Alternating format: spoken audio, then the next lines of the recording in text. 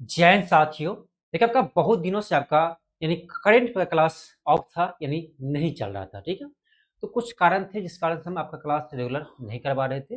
लेकिन अब आपको कल से जो है बीपीएससी एडीओ के लिए खास करके अब आपका करंट का क्लास जो है वो लगातार चलेंगे। और आज की क्लास में हम लोग देखने वाले हैं फरवरी 2026 का पूरे मंथ का महत्वपूर्ण करंट का प्रश्न। ठीक है, और आपको इसका अगले क्लास में हम मार्च का भी कंप्लीट आपको करवा देंगे। और उसके बाद आपका जनवरी से लेकर मार्च तक का हम कंबाइंड भी आपको पीडीएफ दे देंगे। ठीक है, जनवरी से लेकर आपका मार्च तक का आपका कंबाइंड पीडीएफ भी आपको हम प्रोवाइड करवा देंगे आंसर के साथ। ठीक है, बहुत सारे स्टूडेंट बोल रहे हैं कि सर आपका जनवरी वाले मंथ में आंसर नहीं है, तो आप टेंशन आपको नहीं लेना है। आपको हम जनवरी फरवरी मार्च तीनों को कंबाइंड करा के आपको एक ही पीडीएफ प्रोवाइड करवा देंगे, जिसमें आपका ये पूरा मिलेगा एक साथ। ठीक है, यानी जनवरी से लेकर मार्च तक आपका पीडीएफ एक साथ रहेगा, आंसर के साथ रहेगा। ठीक है, तो आपको चिंता नहीं करना है। इसके अलावा का जो 2025 का महत्वपूर्ण करंट का प्रश्न है उसको भी हम आपको सेट वाइज लेकर आएंगे। एक क्लास में आपको 20 क्वेश्चन या 30 क्वेश्चन करवाएंगे। ठीक है, और जितने भी आपका इंपॉर्टेंट है तो 25 का भी इस तरह से आपको यानी छोटे छोटे क्लास करा कर आपको रिवाइज करवा देंगे। और आपका 26 का भी इसी तरह से आपका क्लास चलते रहेगा। और जितने भी आपका इंपॉर्टेंट टॉपिक उस टॉपिक वाइज भी आपको क्लास हम करवाएंगे। तो आपके बीपीएससी एडीओ की एग्जाम से पहले सारे आपका करेंट पेपर टॉपिक को हम कवर करवा देंगे। ऐसा आपको टेंशन नहीं लेना है कि कोई भी पार्ट आपको छूट जाएगा। ठीक है, तो हम कोशिश करेंगे आपका कल से ये क्लास आपको लगातार रखे जारी रखे जैसे आपको हम पहले करवा रहे थे। दूसरी बात कि आपका इसके अलावा जो क्लास है वो आपको हम बीपीएससी का पीवाईक्यू, क्योंकि बहुत जरूरी है, क्योंकि बीपीएससी एडीओ का एग्जाम पहली बार हो रहा है, बीपीएससी पहली बार ले रहा है, इसीलिए आपका बीपीएससी का क्वेश्चन बैंक बनाना आपका बहुत जरूरी है। ठीक है, एक सेकेंड, क्वेश्चन बैंक बनाना आपका बहुत जरूरी है। तो बीपीएससी का जो आपका घटना चक्र का पीवाईक्यू बुक आते हैं उससे भी हम करवाएंगे, जैसे आपको हम पहले सीरीज करवा रहे थे। ठीक है, इस क्लास को भी आपको देखना है। और इसके अलावा आपको बिहार स्पेशल, ठीक है, बिहार स्पेशल, तो बिहार स्पेशल भी आपके लिए जरूरी है, क्योंकि यहाँ से भी आपका 15 से 20 क्वेश्चन आ जाते हैं। तो बिहार स्पेशल भी आपका जरूरी है। ये तीनों जो आपका इंपॉर्टेंट टॉपिक है ये तीनों क्लास आपको करवाएंगे। ठीक है, करेंट अफेयर चलते रहेगा, साथ में बीपीएससी का पीवाईक्यू और साथ में बिहार स्पेशल। ठीक है, ये तीन पार्ट आपको हम बीपीएससी एडीओ के लिए इसी चैनल पर आपको कवर करवाएंगे। ठीक है, ये हम कोशिश करेंगे आपका कल से लगातार क्लास जारी रहेगा। ठीक है, कुछ कारणों बस आपका क्लास ये नहीं चल रहा था। ठीक है, चलिए आज की क्लास हम स्टार्ट करते हैं। और आपको बता दें ये आपका फरवरी मंथ का यानी क्लास है। फरवरी में जितने भी आपका इंपॉर्टेंट क्वेश्चन बना है उन सबको हम शामिल किए हैं। ठीक है, यदि इसमें कुछ क्वेश्चन आपका रह जाते हैं तो आपको मार्च में हम कंबाइंड कर देंगे। ठीक है, लेकिन पूरे कोशिश किए आपका फरवरी के जितने भी महत्वपूर्ण प्रश्न बनने वाले हैं उसको हम शामिल करें। ठीक है, तो चलिए इस क्लास को हम स्टार्ट करते हैं। मेरा पहला प्रश्न है, ठीक है, मेरा पहला प्रश्न है कि फरवरी 2026 में भारत के किन दो नए आर्द्रभूमि स्थलों को रामसर स्थल में शामिल किया गया है। यानी कह रहा है फरवरी 2026 में भारत के किन दो नए आर्द्रभूमि को यानी वेटलैंड को स्थल को रामसर सूची में शामिल किया गया है। तो ये क्या आपका ध्यान रखना, पटना पक्षी अभ्यारण्य, पटना पक्षी अभ्यारण्य और छाड़ी डांड को, पटना पक्षी अभ्यारण्य और छाड़ी डांड को जो आपका यानी 26 में जो है रामसर स्थल में शामिल किया गया है। और आपको पता ही होगा विश्व आर्द्रभूमि दिवस मनाते हैं कब, 2 फरवरी को। विश्व आर्द्रभूमि दिवस कब मनाते हैं हम, 2 फरवरी को। ठीक है, तो इसी के उपलक्ष्य में पटना पक्षी अभ्यारण्य और छाड़ी डांड को जो है रामसर स्थल में शामिल किया गया है। और देखो ये नाम से आपका पटना पक्षी अभ्यारण्य ये बिहार के पटना में नहीं है, ध्यान रखना, ये आपका यूपी के एटा जिला में है। ठीक है, ये आपका यूपी के एटा जिला में है, इसे आपको ध्यान रखना है। ठीक है, तो गलती से भी आपको बिहार वाले पटना मत लगा कर आ जाना। ठीक है, और ये जो आपका छाड़ी डांड है ये आपका गुजरात के हैं, कहाँ के हैं, गुजरात के हैं। आगे हम प्रश्न देखेंगे। ठीक है, चलिए आगे देखते हैं। आपका अगला प्रश्न है, क्वेश्चन आपका सेकंड है कि छाड़ी डांड आर्द्रभूमि जिसे हाल ही में रामसर साइट की दर्जा मिला है भारत के किस राज्य के जिले में स्थित है। तो ध्यान रखना ये जो आपका है गुजरात के कच्छ जिला में है। ठीक है, गुजरात के कच्छ जिला में आपका है छाड़ी डांड आर्द्रभूमि, जिसे हाल ही में आपका रामसर सूची में शामिल किया गया है। अगला प्रश्न आपका इसी से संबंधित होगा। अगला प्रश्न है पटना पक्षी अभ्यारण्य, पटना पक्षी अभ्यारण्य के संदर्भ में निम्नलिखित कथनों पर विचार करें। ठीक है, पहला है यह उत्तर प्रदेश का सबसे छोटी पक्षी अभ्यारण्य है। ये उत्तर प्रदेश का सबसे छोटी पक्षी अभ्यारण्य है, ये बिल्कुल सही है। और यह एटा जिला में स्थित है। देखो क्या कह रहा है, यह एटा जिला में स्थित है, ये भी सही है। ठीक है, ये यूपी के एटा जिला में स्थित है। ध्यान रखना, पटना नाम से आप बिहार का पटना एग्जाम में मत लगाकर आ जाना। ठीक है, तो क्या होगा आपका करेक्ट, कौन सा कथन सही है? तो दोनों कथन सही है, आपका ऑप्शन नंबर सी होगा। 1 और 2 दोनों सही है। 1 और 2 आपका दोनों सही है। चलिए आगे देखते हैं।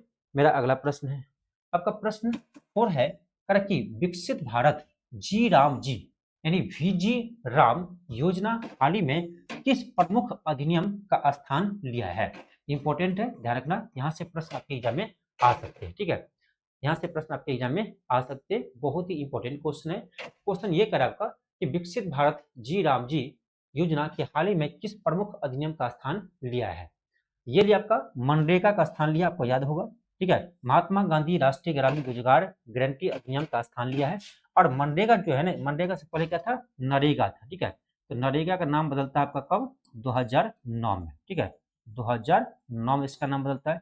और नरेगा कब आते हैं? तो नरेगा आपका आता है 2006 में। ठीक है, 2006 में आपका नरेगा आते हैं और 2009 में इसका नाम बदलता आपका मनरेगा हो जाता है। और आपका अभी जो है इसको पूरी तरह से समाप्त कर दिया है। ठीक है, और ध्यान रखना, इसके जगह आपका आ गया है भारत जी राम जी, विकसित भारत जी राम जी योजना यानी वीजी राम जी योजना। ठीक है, और ध्यान रखना, ये जब आपका मनरेगा था ना, मनरेगा था, उसके तहत आपका एक वर्ष में कम से कम आपका यानी 100 दिनों के रोजगार का गारंटी देते थे। ठीक है, 100 दिन, 100 दिन। ठीक है, लेकिन इसमें जब आपका इसका नाम जो परिवर्तन किया आपका कि विकसित भारत जी राम जी योजना, उसके तहत ये जो आपका कार्य है ना, उसको बढ़ा दिया है। आपका एक साल में आपका कम से कम 125 दिन आपको कार्य की गारंटी दी जाती है। ठीक है, ये भी इसमें चेंज किया गया है, इसलिए ये इंपॉर्टेंट है, उसको आप ध्यान रखिएगा। आगे बढ़ते हैं हम। अगला प्रश्न है मेरा, अगला प्रश्न आपका है कि नई वीजी राम जी योजना के तहत प्रत्येक पात्र ग्रामीण परिवार को प्रति वर्ष कितने दिनों के लिए अकुशल शारीरिक श्रम रोजगार की गारंटी दी गई है? तो आप बता चुके हैं कि वीजी राम जी योजना के तहत जो है ये आपका कार्य अवधि बढ़ाकर 125 दिन कर दिया है। ठीक है, पहले कितना था मनरेगा के तहत? तो मनरेगा के तहत आपका 100 दिन था, उसको बढ़ाकर कितना कर दिया? 125 दिन किया है। अगला प्रश्न है, क्वेश्चन आपका है कि केंद्रीय बजट 26 में वीजी राम जी योजना के लिए कुल कितना केंद्रीय बजट आवंटित किया है? यहाँ से प्रश्न आ सकते हैं। ठीक है, क्योंकि इस बार बदलाव हुआ है, जब बदलाव हुआ है यहाँ से प्रश्न आपके आएंगे ही, और ये महात्मा गांधी से संबंधित था, तो और आपको ज्यादा चांस है कि यहाँ से प्रश्न आएगा ही आएगा। ठीक है, तो जितने भी आपका इस योजना से प्रश्न बनते हैं, हम सभी प्रश्न को आपको शामिल किया है। ठीक है, तो क्वेश्चन है केंद्रीय बजट 26 में वीजी राम जी योजना के लिए कुल कितने केंद्रीय बजट आवंटित किया गया है? तो ध्यान रखना, 95,692.31 करोड़। ठीक है, यानी ध्यान रखना 95,692 करोड़ जो है इस बार आपका वीजी राम जी योजना के लिए आवंटित किया है। ठीक है, मनरेगा अब भूल जाओ। ठीक है, नया नाम क्या है? वीजी राम जी योजना। आगे बढ़ते हैं, आपका अगला क्वेश्चन है। क्वेश्चन आपका है कि वर्ष 2026 में किसने सबसे कम उम्र में ग्रैमी पुरस्कार जीतकर नया विश्व रिकॉर्ड बनाया है? सबसे कम एज में, सबसे कम एज में ग्रैमी अवार्ड जीते हैं, ये जीता आपका औराबी। ठीक है, औराबी, ऑप्शन नंबर बी होगा, ऑप्शन बी होगा। आगे बढ़ते पहला क्वेश्चन है, क्वेश्चन है कि औराबी ने किस एल्बम के लिए सर्वश्रेष्ठ बच्चों का संगीत एल्बम श्रेणी में ग्रैमी पुरस्कार जीता है? ठीक है, क्वेश्चन करा औराबी ने किस एल्बम के लिए सर्वश्रेष्ठ बच्चों का संगीत एल्बम श्रेणी में ग्रैमी पुरस्कार जीते हैं? तो ध्यान रखिए, इसका नाम है हार्मनी। ठीक है, हार्मनी, ऑप्शन नंबर सी होगा। ठीक है, आगे बढ़ते आपका अगला क्वेश्चन है। क्वेश्चन आपका है कि दलाई लामा ने किस वर्ष को वार्षिक ग्रैमी पुरस्कार समारोह में अपना पहला पुरस्कार जीते हैं? ध्यान रखना, 68वें ग्रैमी पुरस्कार जीते हैं कौन? दलाई लामा। ठीक है, ऑप्शन डी होगा। अगला प्रश्न आपका है, इसी से संबंधित है कि दलाई लामा को किस श्रेणी में ग्रैमी पुरस्कार दिया गया है? दलाई लामा को किस श्रेणी में जो है ग्रैमी पुरस्कार दिया गया है? तो ध्यान रखना, आपका होगा option B, best audio book narration और स्टोरी टेलिंग रिकॉर्डिंग, ठीक है, ऑप्शन नंबर बी होगा। अगला बढ़ते हैं, पहला क्वेश्चन है कि ग्रैमी पुरस्कार जीतने वाले दलाई लामा एल्बम का नाम क्या है, ठीक है, एल्बम का नाम क्या है जिसने यानी ग्रैमी अवार्ड जीते हैं। तो इसके एल्बम का नाम है, ध्यान रखना, meditation the reflections of his holiness the Dalai Lama, ठीक है, इसका नाम याद रखना, ऑप्शन नंबर सी होगा। आगे बढ़ते हैं, पहला क्वेश्चन है, क्वेश्चन क्या है, विश्व आर्द्र भूमि दिवस, विश्व आर्द्र भूमि दिवस, विश्व आर्द्र भूमि दिवस यानी वर्ल्ड वेटलैंड डे हर साल किस तारीख को मनाते हैं, आपको बता चुके हैं, प्रत्येक वर्ष 2 फरवरी को मनाते हैं, प्रत्येक वर्ष जो है 2 फरवरी को विश्व आर्द्र भूमि दिवस मनाते हैं। आगे बढ़ते हैं, अगला क्वेश्चन है कि वर्ष 2026 के लिए विश्व आर्द्र भूमि दिवस का आधिकारिक विषय क्या था, यानी थीम क्या था, ये इंपॉर्टेंट है। देखो, सबको पता है कि विश्व आर्द्र भूमि दिवस 2 फरवरी को मनाते हैं, लेकिन जब क्वेश्चन में थीम पूछ देगा ना, ये हो सकता है कि सबको थीम याद ना रहे, इसीलिए कोई भी दिवस आप याद करते हो तो साथ में आप अब थीम भी याद रखिए कि किस दिवस का थीम क्या रखा गया है।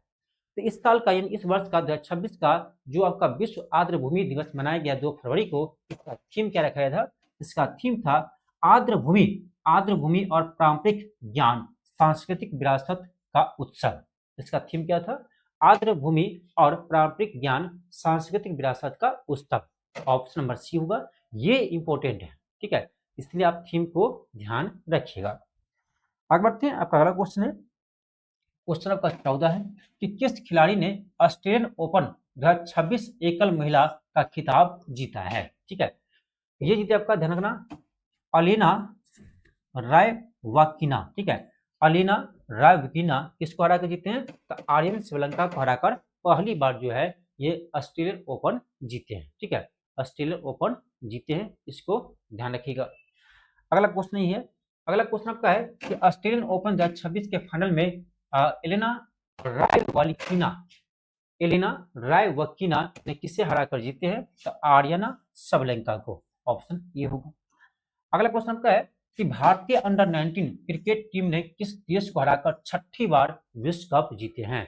तो सबसे पहली बार आपको यह ध्यान रखो कि इस बार जो आपका अंडर 19 वर्ल्ड कप जो है ये कहाँ हुआ था, ये आपका जिम्बाब्वे और नामीबिया में हुआ था, ठीक है, जिम्बाब्वे और नामीबिया में हुआ था,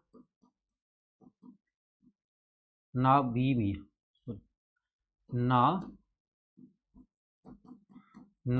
में हुआ था, ठीक है, तो ध्यान रखना कि जिम्बाब्वे और नामीबिया में हुआ था, ठीक है, और ध्यान रखना इसमें जो है भारत 6ठी बार इस बार अंडर 19 क्रिकेट जीते हैं, 6ठी बार जीते हैं, ठीक है, किसको हराकर, इंग्लैंड को हराकर जीते हैं, और ध्यान रखना फाइनल में 100 रनों से इंग्लैंड को हराया था, ठीक है, 100 रनों से इंग्लैंड को हराया था।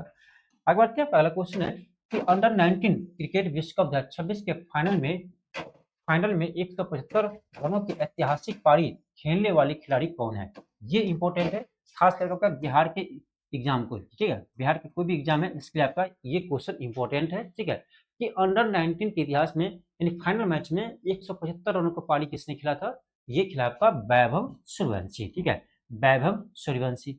वैभव सूर्यवंशी कहाँ के है, ये आपका बिहार के समस्तीपुर जिला से संबंधित है, ठीक है, कहाँ के हैं, बिहार के समस्तीपुर जिला के है, इसका आप ध्यान रखना, यहाँ से प्रश्न आपके एग्जाम में आ सकते हैं, ठीक है। आगे बढ़ते हैं, आपका अगला क्वेश्चन है कि ग्लोबल टीचर प्राइज 2026 जीतने वाले भारतीय शिक्षिका का नाम क्या है। क्वेश्चन 18 है कि ग्लोबल टीचर प्राइज 2026 जीतने वाले भारतीय शिक्षिका का नाम क्या है, तो नाम ध्यान रखना, रूबल नागी, क्या नाम है, रूबल नागी नाम है, ये भी इंपॉर्टेंट है, ध्यान रखिएगा। और एक चीज ध्यान रखिएगा, इस क्वेश्चन में स्टार लगा देते हैं, क्वेश्चन एग्जाम में आपके आ ही जाते हैं, लगभग आ जाते हैं, ठीक है, इससे पहले हम जितना भी स्टार लगाए हैं क्वेश्चन एग्जाम में आया है, चाहे आपका ये नेपाल का याला ग्लेशियर वाले क्वेश्चन हो, चाहे आपका ये ऑस्ट्रेलिया वाला क्वेश्चन हो कि 16 वर्ष से कम उम्र वाले बच्चों पर सोशल मीडिया प्रतिबंध लगा दिया, ये भी क्वेश्चन आया था। तो बहुत सारे क्वेश्चन ऐसे हैं जिसमें हम क्लास में स्टार लगाते हैं ना, ये क्वेश्चन एग्जाम में आ ही जाते हैं, ठीक है, इसलिए ध्यान रखिएगा। आपका अगला क्वेश्चन है, क्वेश्चन आपका है कि आईसीसी अंडर 19 पुरुष क्रिकेट विश्व कप 2026 में प्लेयर ऑफ द टूर्नामेंट, देखो प्लेयर ऑफ द टूर्नामेंट और प्लेयर ऑफ द मैच दोनों अवार्ड मिला था किसको, वैभव सूर्यवंशी को मिले थे, ठीक है, वैभव सूर्यवंशी को मिले थे। आपका अगला क्वेश्चन है, पर आपका भारत की पहली सहकारिता आधारित टैक्सी सेवा का नाम क्या है? ठीक है, इसे अमित शाह के द्वारा शुरू किया गया है और ये है आपका भारत टैक्सी। क्या नाम रखा गया है? भारत टैक्सी नाम रखा गया है। अगला क्वेश्चन आपका है कि भारत टैक्सी सेवा का औपचारिक शुभारंभ कब और किसके द्वारा किया गया? ये आपको किया गया 5 फरवरी 2026 को अमित शाह यानी भारत के गृह मंत्री अमित शाह जी के द्वारा किया गया 5 फरवरी 2026 को। अब पहला क्वेश्चन है कि भारत टैक्सी मॉडल के अनुसार इस सेवा का असली मालिक कौन है? ठीक है, इसमें असली मालिक बताया गया है, नाम दिया है सारथी। ठीक है, नाम क्या दिया है? सारथी, यानी इसे चलाने वाले जो ड्राइवर होते हैं ना, वो इसका असली मालिक होंगे। इसका नाम सारथी दिया गया है।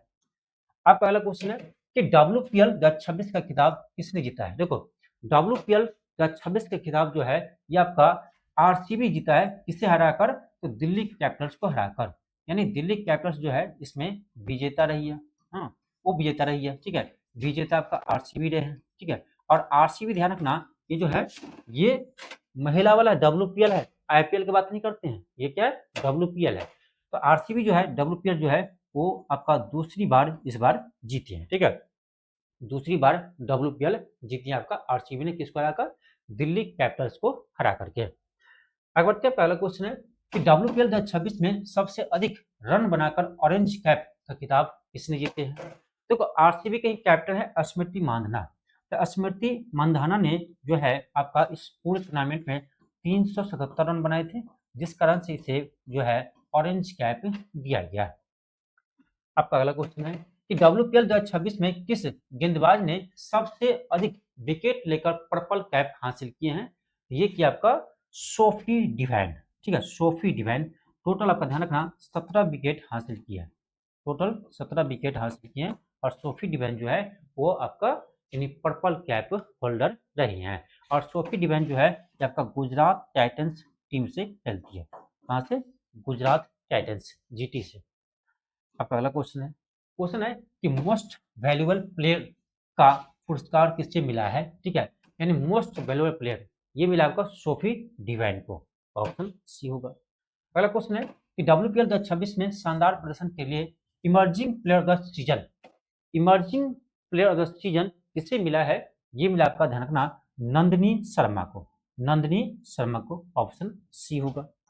अब अगला क्वेश्चन है 1 फरवरी 2026 को निर्मला सीतारमण ने कौन सी बार लगातार बजट पेश किया है? देखो, यहाँ बजट का कुछ क्वेश्चन है, ध्यान रखना ये 9वीं बार पेश किया है। ठीक है, हालांकि आपको हम बजट का क्लास अलग से करवा रखे हैं, चाहे आपको केंद्रीय बजट हो, चाहे आपका बिहार बजट हो, चाहे आपका केंद्रीय आर्थिक सर्वेक्षण हो, चाहे आपका बिहार आर्थिक सर्वेक्षण हो, ये चारों क्लास आपको हम करवा रखे हैं यूट्यूब पर। आप इस क्लास को जाकर जरूर देख लेना। ठीक है, क्योंकि आपका बिहार का कोई भी एग्जाम हो, ठीक है, यहाँ पर आपका केंद्रीय बजट और बिहार बजट, केंद्रीय आर्थिक सर्वेक्षण, बिहार आर्थिक सर्वेक्षण से क्वेश्चन आते ही आते हैं। ठीक है, इसीलिए ये चारों टॉपिक को आपको एक बार जरूर रिवाइज कर लेना है। ठीक है, तो 9वीं बार जो है इस बार आपका निर्मला सीतारमण ने बजट पेश किए हैं, जबकि सबसे अधिक बार 10 बार जो है मोरारजी देसाई जो है वो बजट पेश करने के रिकॉर्ड रहे। किसके पास? मोरारजी देसाई के पास, जो आपका 10 बार बजट पेश किए हैं। आपका अगला क्वेश्चन है केंद्रीय बजट 26-27 के अनुसार वित्त वर्ष 26-27 के लिए राजकोषीय घाटा का अनुमान क्या लगाया गया है? ठीक है, ये भी इंपॉर्टेंट है, स्टार हम लगाते हैं आपको। ठीक है, क्योंकि ऐसे क्वेश्चन खास करके आपका बीपीएससी जो है वो पूछते हैं। ठीक है, बीपीएससी का ट्रेंड रहा है कि राजकोषीय घाटा से क्वेश्चन आपके एग्जाम में पूछते हैं। ये आपका इंपॉर्टेंट क्वेश्चन आपके लिए। तो केंद्रीय बजट 26-27 के अनुसार वित्त वर्ष 26-27 के लिए राजकोषीय घाटा का अनुमान कितना लगाया है? ध्यान रखना जीडीपी का 4.3%। ठीक है, जीडीपी का 4.3% जो है इस बार अनुमान लगाया है, जो पहले की अपेक्षा कम है, पहले की अपेक्षा परसेंटेज के अनुसार कम है। और ध्यान रखना आपको कि जीडीपी का 4.4% अनुमान था आपका ये वित्त वर्ष आपका 25-26 में। ठीक है, 25-26 में जो है तो आपका कितना अनुमान था राजकोषीय घाटा? तो जीडीपी का 4.4%। और इस बार जो आपका है जीडीपी का 4.3% अनुमान रखा है आपका राजकोषीय घाटा होने का। ठीक है, ये दोनों डाटा ध्यान रखना, लेकिन वित्त वर्ष के साथ। ठीक है, जब भी आप कोई भी डाटा याद रखते हो ना, तो वित्त वर्ष बहुत जरूरी है, नहीं तो आप एग्जाम में ब्लंडर कर जाएंगे, ठीक है। इसीलिए वित्त वर्ष के साथ आप ध्यान रखिए। आपका अगला क्वेश्चन है, आपका केंद्रीय बजट 26-27 के अनुसार आर्थिक अनुमानों के अनुसार भारत की वास्तविक जीडीपी वृद्धि दर लगभग कितनी रहने का अनुमान है? तो लगभग 7% रहने का अनुमान है। आपका अगला क्वेश्चन है कि केंद्रीय बजट 26-27 के अनुसार सरकार ने कुल कितने रुपए खर्च का अनुमान लगाया है? यानी बजट का आकार पूछ रहा है आपसे, ठीक है। केंद्रीय बजट का आकार आपसे पूछा जा रहा है, तो इसका आकार है आपका 53,47,315 करोड़। इस बार का बजट का आकार है 53,47,315 करोड़, उसका आपको ध्यान रखना है, ठीक है। अगला क्वेश्चन आपका है बिहार बजट 26-27 की मुख्य थीम क्या है? देखो बिहार बजट का थीम आपसे पूछा जा रहा है, ठीक है। बिहार बजट का थीम पूछा जा रहा है, इस बार का थीम था ध्यान रखना संपन्न बिहार समृद्ध बिहार। संपन्न बिहार समृद्ध बिहार इस बार का थीम था, ठीक है। संपन्न बिहार समृद्ध बिहार। अगला क्वेश्चन आपका है कि बिहार बजट 26-27 के अनुसार शिक्षा क्षेत्र के लिए कुल कितनी राशि आवंटित किया गया है, ठीक है। तो ध्यान रखना ये इंपॉर्टेंट है, सबसे अधिक जो है ना शिक्षा पर ही खर्च करते हैं बिहार सरकार, और इस बार भी आपका 68,216 करोड़ 68,216 करोड़ जो है इस बार आपका शिक्षा पर खर्च किया जाएगा, ठीक है। जो आपका लगभग यानी लगभग बजट का ये आपका 19% है, लगभग, ठीक है। लगभग कर सकते हैं 19% के आसपास है, ठीक है। 68,216 करोड़, इसे आप ध्यान रखना। आपका अगला क्वेश्चन है, क्वेश्चन का आपका कि बिहार आर्थिक सर्वेक्षण 25-26 के अनुसार वर्तमान मूल्यों के जीएसवीए में प्राथमिक, द्वितीयक और तृतीयक क्षेत्र का योगदान लगभग क्रमशः कितना परसेंट है? तो प्राथमिक क्षेत्र योगदान आपका 18.8%, द्वितीय क्षेत्र का है 26.8% और तृतीय क्षेत्र का है 54.8%। ऑप्शन नंबर बी होगा। और ऐसे ही प्रश्न आपका जो है आपका 71वीं बीपीएससी में पूछा है, ठीक है। 17वीं बीपीएससी में इस तरह से क्वेश्चन आया था, इसीलिए कहते हैं बीपीएससी का ये ट्रेंड रहा है, ठीक है। इसीलिए यदि आपको क्लास करना है ना तो बिहार बजट बिहार आर्थिक सर्वेक्षण क्लास आपको करवा रखे हैं इसी चैनल पर, उसको जाकर एक बार आप कर लेना, ठीक है, क्योंकि बहुत इंपॉर्टेंट है ये दोनों, आपका टॉपिक बहुत इंपॉर्टेंट है, ठीक है। आपका अगला क्वेश्चन है कि बिहार आर्थिक सर्वेक्षण 25-26 के अनुसार बिहार के सबसे कम प्रति व्यक्ति आय वाले जिला का बढ़ता हुआ क्रम कौन सा है? तो सबसे कम प्रति व्यक्ति आय जो है ना ये है आपका शिवहर जिला का, ठीक है। फिर आपका है अररिया का, फिर आपका है सीतामढ़ी का। तो ऑप्शन नंबर क्या होगा? ऑप्शन सी होगा, शिवहर, अररिया, सीतामढ़ी सबसे कम में है। सबसे अधिक में देखो बिहार आर्थिक सर्वेक्षण के अनुसार सर्वाधिक प्रति व्यक्ति आय वाला जिला कौन सा है? तो सबसे अधिक प्रति व्यक्ति आय देखें ना ये आपका पटना का है, सबसे अधिक पटना का है, उसके बाद बेगूसराय का है, उसके बाद मुंगेर का है, ठीक है। सबसे अधिक प्रति व्यक्ति आय पटना का है, उसके बाद आपका सेकेंड स्थान पर बेगूसराय आता है और आपका थर्ड स्थान पर आता है मुंगेर, ठीक है। थर्ड स्थान पर आता है कौन? मुंगेर। आपका अगला प्रश्न आपका है कि फरवरी 2026 में जारी डेल्टा रैंकिंग के अनुसार, पहले में स्टार लगाते हैं, ध्यान रखना, ठीक है। ये क्वेश्चन बहुत ही अच्छा क्वेश्चन है कि फरवरी 2026 में जारी डेल्टा रैंकिंग के अनुसार बिहार का कौन सा जिला आकांक्षी जिले की सूची में शिक्षा के क्षेत्र में देश में प्रथम स्थान हासिल किया है, ठीक है। शिक्षा के क्षेत्र में प्रथम स्थान हासिल किया है पूरे देश में, ये है आपका, ध्यान रखना, शेखपुरा। कौन सा जिला है? शेखपुरा है, ऑप्शन आपका सी होगा। बहुत ही इंपॉर्टेंट क्वेश्चन है, इसको आप ध्यान रखिएगा। अगला क्वेश्चन का आपका बिहार के किस शहर में पूर्वोत्तर भारत का सबसे बड़ा इथेनॉल हब स्थापित करने के लिए फरवरी 2026 में एमओयू पर साइन किया गया है? बहुत ही इंपॉर्टेंट क्वेश्चन है। बिहार का सबसे बड़ा पूर्वोत्तर भारत का, बिहार का ही नहीं पूर्वोत्तर भारत का सबसे बड़ा इथेनॉल हब कहां पर स्थापित किया जाएगा? तो ध्यान रखना पूर्णिया में, कहां पर? पूर्णिया जिला में, ठीक है। ऑप्शन नंबर बी होगा। आपका अगला क्वेश्चन है कि फरवरी 2026 में बिहार सरकार द्वारा शुरू की गई मेधावी छात्र प्रोत्साहन योजना के तहत यूपीएससी प्रारंभिक परीक्षा पास करने वाले छात्राओं को कितनी राशि दी जाएगी? तो ध्यान रखना 1 लाख रुपया, ठीक है। देखो यूपीएससी जो पास करते हैं उसको 1 लाख, एक यूपीएससी का प्री जो पास करते हैं उसको 1 लाख दी जाती है, और बीपीएससी की जो प्री पास करते हैं उसको 50,000 दिया जाता है। ठीक है, यानी इसमें आपको ईबीसी, एससी, एसटी, ठीक है, और महिला, इन सबको मिलते हैं, दिव्यांग को भी मिलते हैं। ठीक है, इस आपका क्राइटेरिया है। ठीक है, उसको मिलते हैं। यूपीएससी पास करने पर, प्री पास करने पर 1 लाख और बीपीएससी प्री पास करने पर 50,000 का प्रोत्साहन राशि दी जाती है। आपका अगला क्वेश्चन है कि गंगा नदी पर बने बिहार का सबसे लंबे 6 लेन पुल यानी कच्ची दरगाह से जो वीरपुर का में बना है का उद्घाटन फरवरी 2026 में किया गया।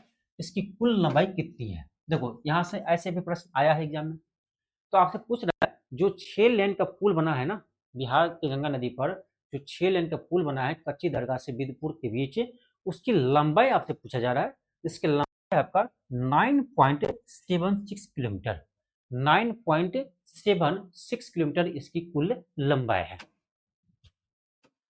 आपका अगला क्वेश्चन है कि बिहार विधानसभा चुनाव 2025 के बाद फरवरी 2026 में गठित नई सरकार के साथ निश्चय 2 के तहत किस नई योजना को प्राथमिकता दी गई है? ठीक है, तो ध्यान रखना, हर घर डिजिटल साक्षरता इसमें जोड़ा गया है, सौर ऊर्जा ग्राम को जोड़ा गया है, ड्रोन कृषि सहायता को जोड़ा गया है। ऑप्शन नंबर डी होगा उपयुक्त सभी। इन सभी को जो है आपका मुख्यमंत्री सात निश्चय योजना 2 के तहत शामिल किया गया है।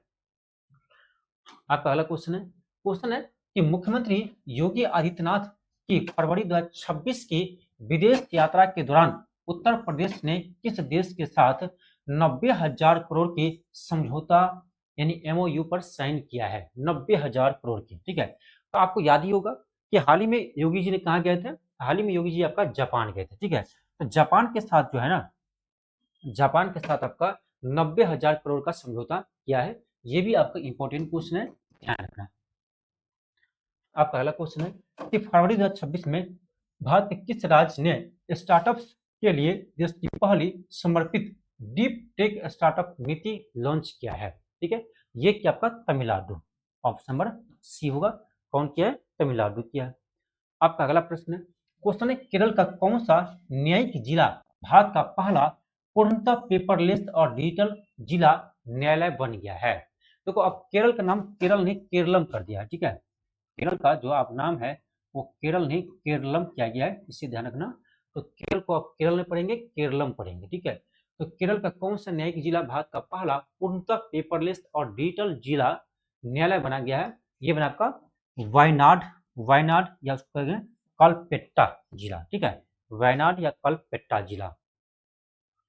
आपका अगला क्वेश्चन है कि गुजरात सरकार द्वारा शुरू की गई मुख्यमंत्री ग्रामोत्थान योजना के तहत प्रारंभिक चरण में किन गांवों के विकास को प्राथमिकता दी गई है?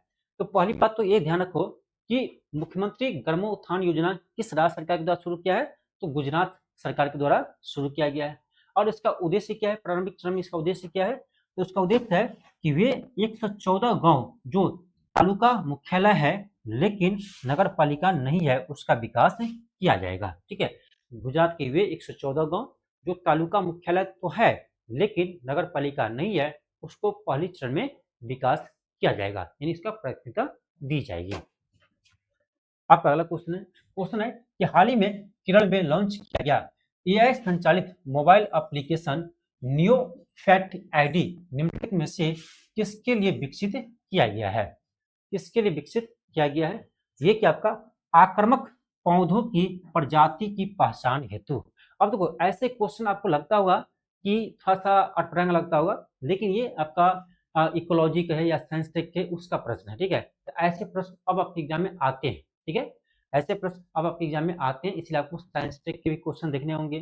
ठीक है, आपका यानी जो क्वेश्चन ईवीएस से बनते हैं, ईवीएस से करंट को जोड़कर बनते हैं, उसको भी आपको देखना होगा। ठीक है, तो अब जो है ना करंट अफेयर का पैटर्न बदल रहा है, हर एक एग्जाम में जो है करंट अफेयर का पैटर्न बदल रहा है, तो क्वेश्चन का भी आपको हम जो पैटर्न है वो चेंज करके आपको देंगे। ठीक है, तो ध्यान रखिएगा, ये भी इंपॉर्टेंट क्वेश्चन है। ठीक है, चलिए आगे बढ़ते हैं। आपका अगला क्वेश्चन है पंचायती राज मंत्रालय द्वारा जारी पंचायत उन्नति सूचकांक 2.0 में किस राज्य की जुगल किशोर नगर ग्राम समिति ने राष्ट्रीय स्तर पर प्रथम स्थान हासिल किया है? ये भी इंपॉर्टेंट क्वेश्चन है। पंचायती राज मंत्रालय द्वारा जारी पंचायत उन्नति सूचकांक 2.0 में किस राज्य के जुगल किशोर नगर ग्राम समिति को राष्ट्रीय स्तर पर प्रथम स्थान मिला है? यह है आपका ध्यान रखना त्रिपुरा का। कहां पर है, कहां का है, त्रिपुरा का। ठीक है, ऑप्शन बी होगा, इंपॉर्टेंट है, ध्यान रखना। आपका अगला क्वेश्चन है कि इंडिया एआई इंपैक्ट समिट 2026 आपको पता ही होगा, ये भारत मंडप में हुआ है। ठीक है, क्वेश्चन है कि इंडिया एआई इंपैक्ट समिट 2026 में कौन सा open source voice AI stock launch किया है? आपका होगा ऑप्शन नंबर बी, वाइसरा। ठीक है, ऑप्शन नंबर बी होगा। आपका अगला क्वेश्चन है कि किस शहर में प्रधानमंत्री द्वारा एरोनॉटिक्स और डिफेंस में कौशल के लिए राष्ट्रीय उत्कृष्टता केंद्र स्थापित करने की घोषणा की है? यह किया जाएगा कानपुर में। कहाँ किया जाएगा, कानपुर में किया जाएगा, ऑप्शन नंबर बी होगा। आगे बढ़ते हैं, पहला क्वेश्चन है कि टाटा एडवांस सिस्टम्स लिमिटेड ने किस हेलीकॉप्टर मॉडल के लिए वेमगल कर्नाटक में एक असेंबली लाइन स्थापित की है? इसका नाम है, ध्यान रखना, एयरबेस H-125 यानी 125, एयरबेस H-125। आपका अगला क्वेश्चन है सर्वोच्च न्यायालय ने विधवा पुत्र वधू को भरण पोषण से वंचित करना संविधान के किस अनुच्छेद का उल्लंघन माना है? यानी सुप्रीम कोर्ट ने कहा कि किसी विधवा पुत्र वधू को यानी पुतों को आप भरण पोषण से नहीं रोक सकते, उसका भरण पोषण देना पड़ेगा। ठीक है, ये कह रहा है किस अनुच्छेद का उल्लंघन कर रहा है? ये बताया है कि अनुच्छेद 14 और अनुच्छेद 21 का उल्लंघन बताया है। और अनुच्छेद 14 आपको पता ही होगा, विधि के समक्ष समानता है, यानी कानून का समान संरक्षण है। और आपका अनुच्छेद 21 में क्या है, निजता का अधिकार है। ठीक है, ये दोनों अनुच्छेद का बताया है कि जो विधवा पुत्र वधू है उसके भरण पोषण से आप वंचित नहीं कर सकते हो। ठीक है, ये भी आपका इंपॉर्टेंट क्वेश्चन है, पॉलिटी से जोड़कर देखिए तो।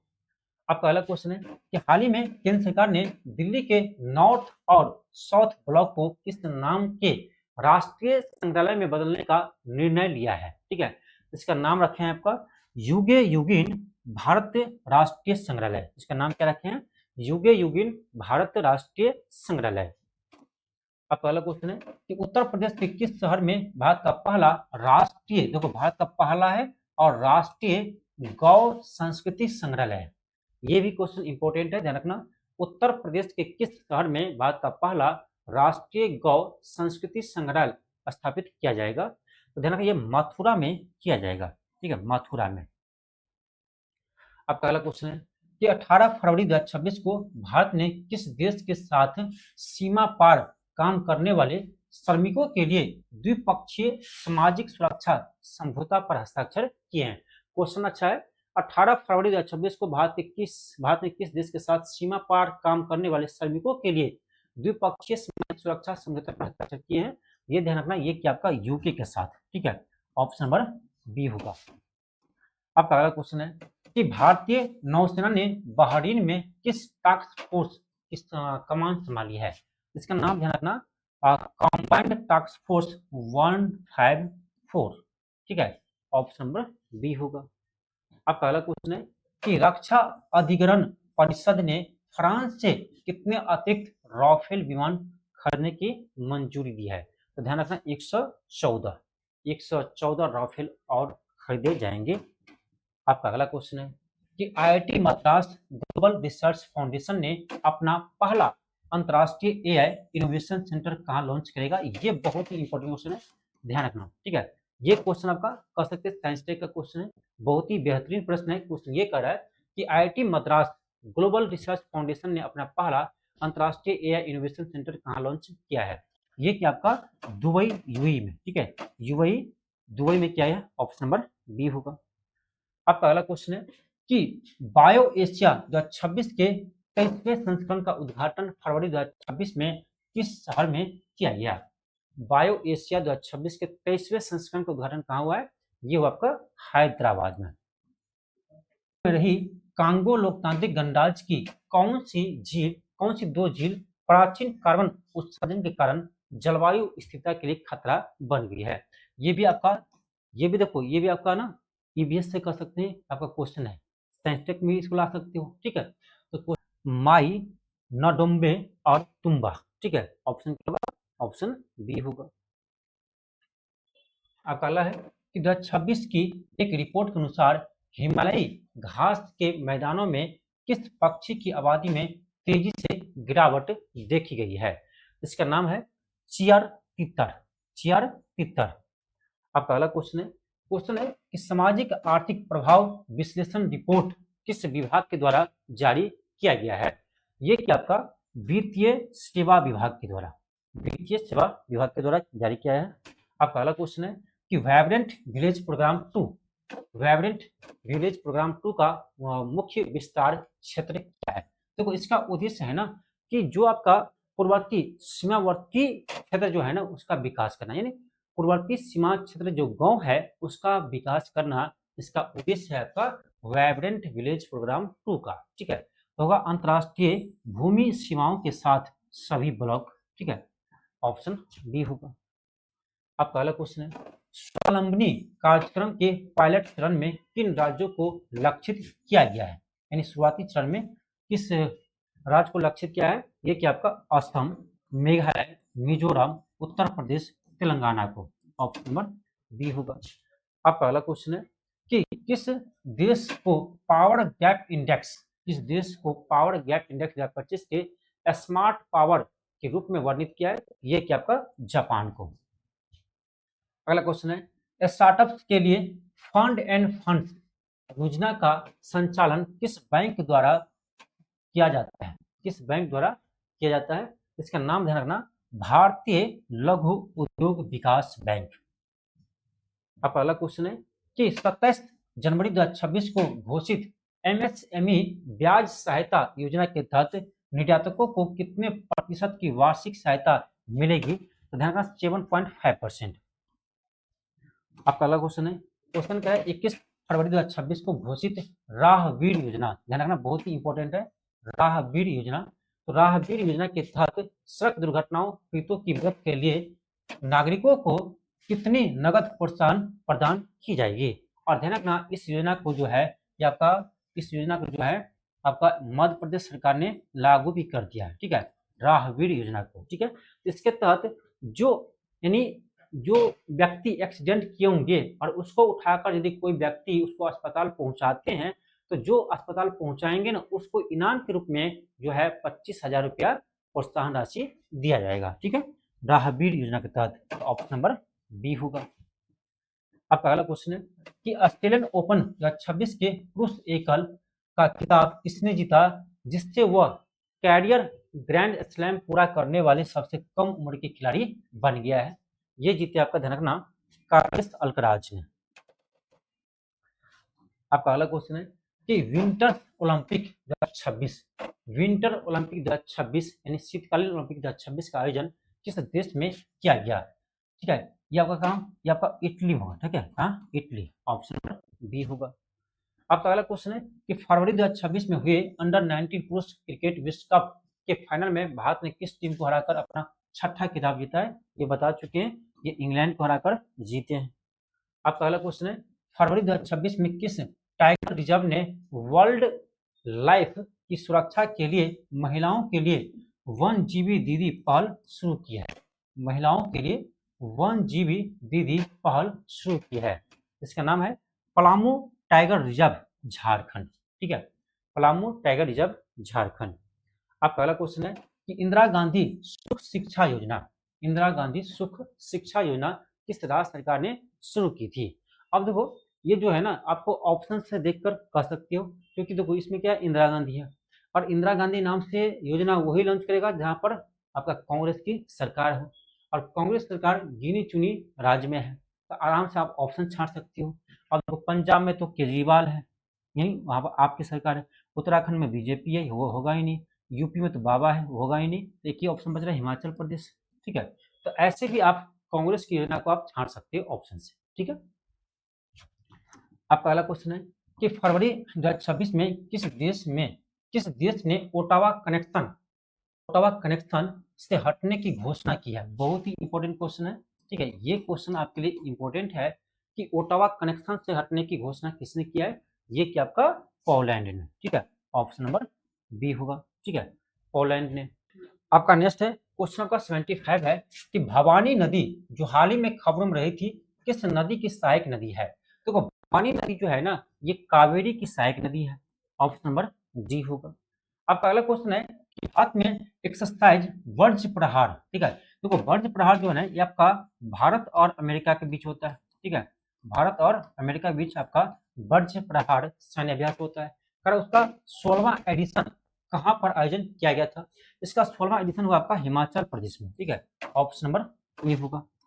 आपका अगला क्वेश्चन है कि किस राज्य सरकार ने भारत में पहली बार ज्वार भाटे वाली बाढ़ को राज्य विशिष्ट आपदा घोषित किया है, ठीक है। ज्वार भाटे वाली बाढ़ को राज्य विशिष्ट आपदा घोषित किया है, ये क्या आपका केरल सरकार ने, ठीक है। ऑप्शन नंबर ए होगा। आपका अगला क्वेश्चन है कि खोरमई सर 4 बैलिस्टिक मिसाइल किस देश ने बनाई है। तो ये इंपॉर्टेंट इसीलिए है क्योंकि ये आपका किसने बनाया है, ईरान ने बनाया है, ठीक है। और ईरान के साथ अभी आप देखे रहो हमें ईरान और अमेरिका में युद्ध चल रहा है, इसराइल भी बीच में है, तो इसीलिए आपका ये जो है ना क्वेश्चन इंपॉर्टेंट है आपका कि खोरमई सर 4 बैलिस्टिक मिसाइल किस देश ने बनाया है। ये आपका ईरान की बैलिस्टिक मिसाइल है। आपका अगला क्वेश्चन है कि कौन सा राज्य या यूटी भारत का 29वां राज्य या यूटी बन गया है जिसने यूएलपीए यानी भू आधार सिस्टम को लागू किया है।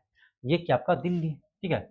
दिल्ली में जो है ये आपका देश का 29वां राज्य या केंद्र शासित प्रदेश बन गया है जो आपको भू आधार सिस्टम को लागू किया है। आपका अगला क्वेश्चन है अफ्रीकन यूनियन समिट 2026 कहाँ हुआ है। ये हुआ आपका कहाँ पर, अफ्रीकन यूनियन इथोपिया में हुआ है, ठीक है। अफ्रीकन यूनियन 2026 का समिट कहाँ हुआ है, इथोपिया में हुआ है। आपका अगला क्वेश्चन है कि हैनले पासपोर्ट इंडेक्स 2026 में भारत की रैंक क्या है। अब देखो हैनले पासपोर्ट इंडेक्स 2026 में जो है वो भारत के रैंक में काफी सुधार हुआ है और 10 स्थानों का सुधार हुआ है, ठीक है। ये आपका हैनले पासपोर्ट इंडेक्स 2026 में जो है ये 75वां स्थान पर भारत आ चुके हैं, ठीक है। 75वां स्थान पर भारत आ चुके हैं, जबकि आपका ये 2025 में जो है वो 85वें स्थान पर था। 25 में हैनले पासपोर्ट इंडेक्स में जो है भारत 85वें स्थान पर था, जो आपका 2026 में आपका 10 स्थान आपका ऊपर आकर के कहाँ गया है, ये आपका गया 75वां स्थान पर आ गया। आपका अगला क्वेश्चन है कि मियां अमोर मोटली फरवरी 2026 में किस देश के प्रधानमंत्री बनी। ये बने आपका बारबाडोस की। ऑप्शन बी होगा। आपका अगला क्वेश्चन है कि किस राज्य सरकार ने बेरोजगार महिलाओं और ट्रांस वुमेन को मंथली पेंशन देने के लिए स्त्री सुरक्षा स्कीम लॉन्च किया है। स्त्री सुरक्षा स्कीम लॉन्च किया है, ये क्या आपका केरल सरकार। आपका अगला क्वेश्चन है इंडियन एयर फोर्स ने फरवरी 2026 में किस देश के साथ joint in situ air exercise की है। ये क्या आपका थाईलैंड के साथ। अगला क्वेश्चन है कि ईरान ने सामरिक दृष्टि से महत्वपूर्ण हार्मुज जलमर्दीय यानी जल संधि को हाल ही में अस्थायी रूप से बंद करने की घोषणा की है। हार्मुज जल संधि फारस की खाड़ी को किन जल निकायों से जोड़ता है। ये क्वेश्चन सबसे इंपॉर्टेंट है। इस क्लास में जितने भी क्वेश्चन देखे ना सबसे इंपॉर्टेंट ये है क्योंकि बहुत ही चर्चा में रहा था। जब से आपका अमेरिका और ईरान के बीच में युद्ध शुरू है तब से आपका ये बहुत ही चर्चा में रहा था आपका, ठीक है। होर्मुज जल संधि ये कारक किसको जोड़ता है, ये ध्यान रखना, ये आपका ओमान की खाड़ी और अरब सागर को जोड़ते हैं। ओमान की खाड़ी और अरब सागर को जोड़ते हैं, ठीक है। तो ऑप्शन नंबर बी होगा। आपका अगला क्वेश्चन है कि प्रधानमंत्री नरेंद्र मोदी ने पूर्वोत्तर भारत की पहली इमरजेंसी लैंडिंग फैसिलिटी का उद्घाटन किया। यह फैसिलिटी किस राज्य में स्थित है, यह है आपका असम में। आपका अगला क्वेश्चन है कि जुलाई नेशनल चार्टर जिसे हाल ही में एक जनमत संग्रह के माध्यम से अनुमोदित किया गया किस देश के राजनीतिक या संवैधानिक सुधारों से संबंधित है। ये आपका बांग्लादेश में, ठीक है। बांग्लादेश में संवैधानिक सुधारों से संबंधित है और उसके बाद ही बांग्लादेश में आपका ये जो है आपका चुनाव हुआ है, ठीक है।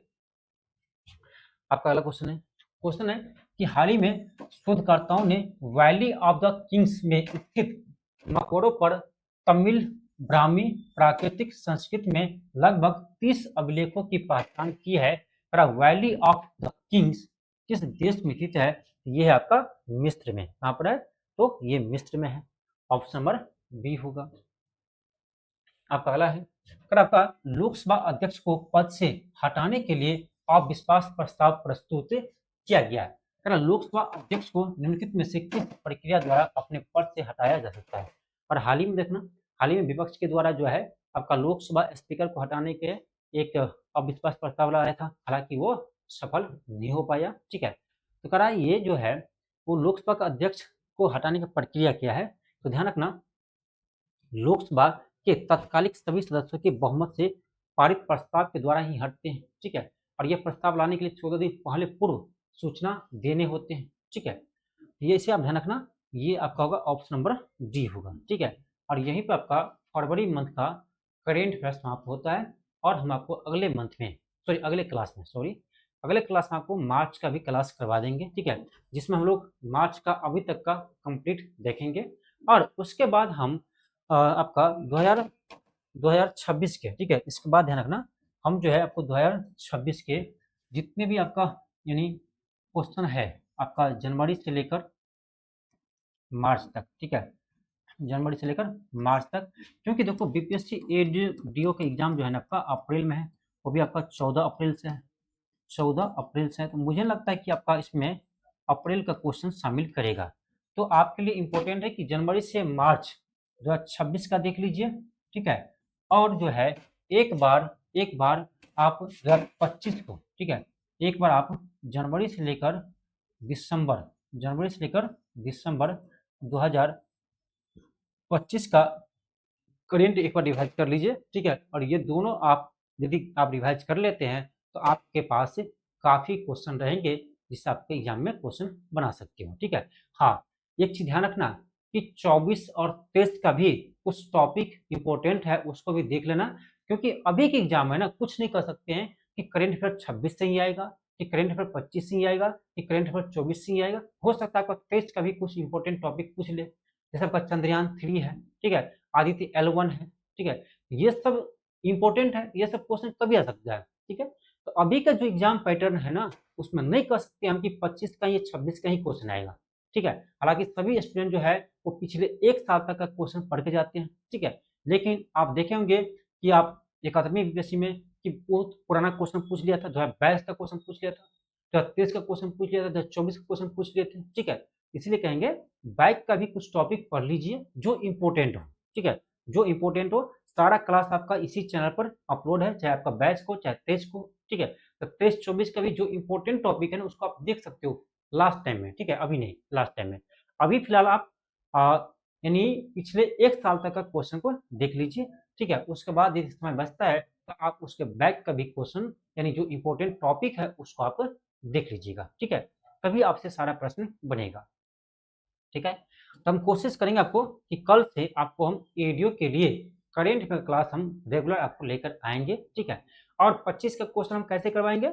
25 का हम एक क्लास में 1000 क्वेश्चन या 500 क्वेश्चन नहीं करवाने वाले हैं, हम सेट वाइज क्लास आपको करवाने वाले हैं। ठीक है, सेट वाइज। देखो जैसे आपको हम सेट 1 लेकर आएंगे ना तो उसमें आपको हो सकता है कि आपका हम 30 क्वेश्चन या 50 क्वेश्चन का हम सेट, चलो 30 क्वेश्चन 50 क्वेश्चन, ठीक है, 50 क्वेश्चन का हम सेट लेकर आएंगे आपको। ठीक है, और ये 50 क्वेश्चन हम रेंडमली लेंगे, किसी एक मंथ से नहीं होगा। ठीक है, किसी एक मंथ से नहीं होगा, इससे हम रेंडमली उठाएंगे। ठीक है, जो मुझे इंपॉर्टेंट लगेगा। ठीक है, इसी तरह से हम सेट वाइज आपको 25 का भी क्वेश्चन समाप्त कर देंगे इंपॉर्टेंट ढूंढ करके। ठीक है, तो इस तरह से आपको हम 25 का भी करवा देंगे, 26 का भी करवा देंगे। तो आपको चिंता नहीं करना है कि हम आपको करेंट पे पूरा कंप्लीट करवाएंगे या नहीं करवाएंगे। हाँ, जो भी पेड स्टूडेंट हैं, जो भी हमारे पेड स्टूडेंट हैं, ठीक है, जो हमारे ऐप पर क्लास करते हैं, ठीक है, तो पेड वाले स्टूडेंट को भी बता दें आपको कि आपको भी हम डिटेल्स में क्लास करवाएंगे। ठीक है, टॉपिक वाइज। अब आपको हम 2026 का क्लास स्टार्ट करने वाले हैं। ठीक है, पेड वाले में जो आपका बीपीएससी एडीओ के लिए या आप 72वीं बीपीएससी के लिए, ठीक है, 72वीं बीपीएससी के लिए जो हमारे करेंट अफेयर का बैच लिए हैं, ठीक है, करेंट अफेयर का बैच लिए हैं ऐप पर, ठीक है, उसको अब आपका 26 का भी क्लास अब हम स्टार्ट करने जा रहे हैं। जितने भी इम्पोर्टेंट है, चाहे आपका बिहार को, चाहे आपका राष्ट्रीय हो, अंतर्राष्ट्रीय हो, सारे टॉपिक को आपको हम कवर करवाएंगे। ठीक है, ये भी आपको भी चिंता नहीं करना है जो पेड बैच का है, और यूट्यूब का जो स्टूडेंट है उसको भी चिंता नहीं करना है, उसको भी हम कंप्लीट आपको करवाएंगे। ठीक है, चलिए मिलते हैं आपको नेक्स्ट क्लास में। आज के लिए इतना ही, थैंक यू, धन्यवाद। और एक चीज़ कहेंगे कि जिस तरह से आप पहले प्यार दे रहे थे उसी तरह से आप प्यार बनाए रखिएगा। ठीक है, थोड़ा सा मेरे लाइफ में भी कुछ आया है, ठीक है, यहाँ हम बता नहीं सकते हैं क्या प्रॉब्लम नहीं है, ठीक है, लेकिन वो धीरे धीरे सही हो जाएगा। ठीक है, हम अब इतना समझ लीजिए कि मेरा जब तक जीवन रहेगा ना, लाइफ रहेगा, तब तक हम आपके साथ रहेंगे। ठीक है, इसको हम छोड़ने वाले नहीं, बाकी सब कुछ छोड़ सकते हैं लेकिन हम इसको नहीं छोड़ सकते, आप लोग को नहीं छोड़ सकते। ठीक है, ध्यान रखिएगा। ठीक है, चलिए मिलते हैं आपको नेक्स्ट क्लास में। थैंक यू, धन्यवाद।